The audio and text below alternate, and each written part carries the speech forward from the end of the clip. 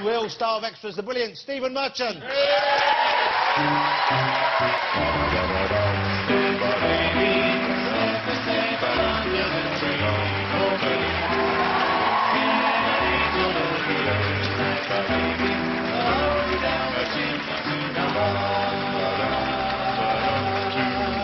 How are you, Stephen? It's great. I'm very pleased and excited to have you here.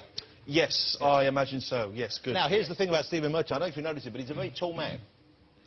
When you walked out there, I was quite impressed by how tall you were. It was quite exciting. Brilliant. And I have a...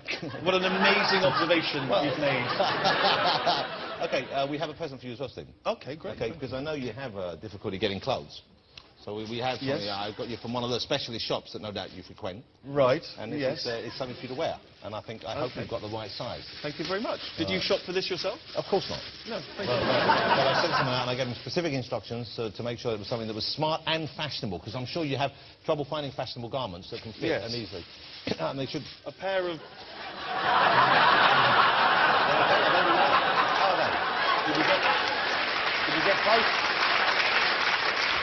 Is that the right size? Because I wanted to make sure that they weren't snug. Thank you. Will you wear them first later? I've won 3 BAFTAs, and that's what you give me. Well, it's nice to ground Bring me down. But we won't go into finding clothes. Here's what I want to ask you. I'm very excited about the Extras Christmas special. I've been looking forward to it very much. You make a brief appearance, of course, yourself. A very brief appearance. An O2 brief appearance. So frustrating as well, because I don't know if you remember, but for a small while, Jonathan had an absurdly comical little beard. No. It was not at the beginning of the series. It was quite a dashing beard. No, it wasn't. It made you look like D'Artagnan from the Three Musketeers. Hold it, ladies and gentlemen, would you like to see the beard back? Well, we'd like to see the beard back as well, because we're all set to have you on the show, you know, as Jonathan Ross, and we get this call in just before we're about to have you. Don't be alarmed, guys. He's got a tiny, stupid little beard. No. And you said to us you'd keep it at least until Christmas, so it wouldn't look out of, look weird on the show. Where is it? I kept it for a few weeks. But then we had to take it off. Because it looked absurd. Yeah. What were you thinking? I thought it looked quite dashing. I wanted to look quite masculine for once in my life. But it's not gonna work. It made you look like Willy Wonka or something. How come Beaker from the Muppets is giving me advice about how to look? How's this worked out in this way? Eh? There you go. How come you're telling me what looks silly? I think Beaker just sat on Dickinson. Sorry, do you mean... what? You've lost me. I'm just still quite offended by being compared to a Muppet. It's supposed to be Christmas. Like that hasn't happened to you before? Well, only by you and your comedy cohort, Ricky Gervais. Yeah, well... People don't shout it in the street. I'm not walking by. Hey, Fraggle! Fraggle's another good one, yes. Thanks. What do they shout when they see you in the street? Do they shout anything? Do you get much recognition yet? Because it's fairly recent that you have become a bigger part of the work that you do with Vicky. Sometimes people do... being tall is somehow more interesting to people than being on the telly. Yeah. So I've had... really? Ever since I was young, people have shouted stuff, and I think there's a thing with being tall that people don't see it as... they see it as an achievement. Like, you've accomplished something because you've got tall. Yeah. And well done to you. And so you wouldn't... If you saw a very tiny person, you wouldn't go, hey, titch. You probably would, but the average nice person I wouldn't shout, hey, titch, but if they had a hunchback or something, I would touch it for luck. Right. But you wouldn't... That's a good thing. No, everyone knows you should like always touch a hunchback for luck. Yeah, because otherwise... And you miss one. It's not like they're buses. There's not another one coming. You don't see many hunchbacks now. Sometimes you only see one every couple of days. Frustratingly, it's been stamped out as what I like best is to actually rub it with my whole arm. Yeah. You see, because I was told a genie might come out. Sure. They appreciate it. They really do. But yeah, if you see a little hunchback fella, you generally would say, can I rub you for luck? But you wouldn't insult him or... I wouldn't insult him. Right. Whereas, and if you saw a very fat person, again, someone maybe cruel would, but generally people are very polite. But with tallness, is that a word? With height, with great height... comes great responsibility. Comes great responsibility. And people sort of somehow assume that you're very proud of it, so they'll drive by in vans. Hey, lanky!